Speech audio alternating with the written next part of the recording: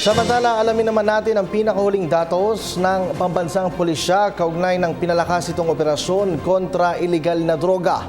Ang detalye, alamin natin mula sa aming kasamang si Waywaya Maghalma. Mag-uulat ng live.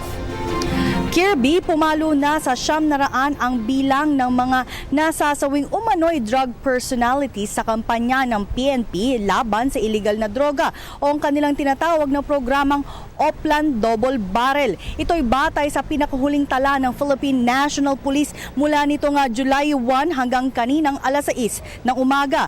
Katumbas ito ng 14 na drug suspect na napapatay araw-araw simula nang maupo si Pangulong Rodrigo Duterte o ito'y 2 buwan nang nakakaraan. Gayunman, hindi pa kasama sa 900 bilang ang mga umano'y biktima ng extrajudicial killings sa bansa.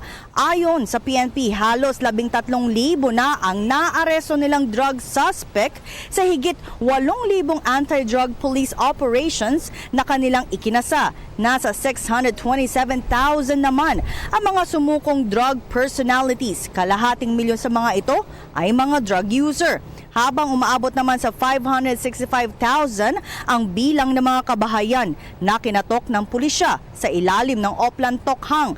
Samantala, nagsagawa naman kanina ng reenactment sa lugar kung saan nasawi ang mag-asawang Miriam at Melvin Odicta nitong Lunes ng madaling araw sa Katiklan Jetty Port, Barangay Katiklan, Malay, Aklan.